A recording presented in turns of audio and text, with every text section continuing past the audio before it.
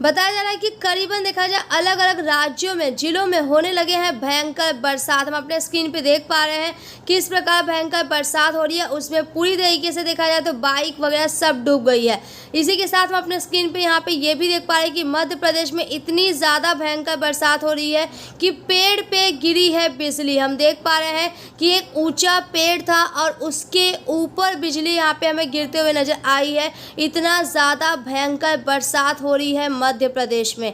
लोगों का देखा जाए अब बहुत ही बुरा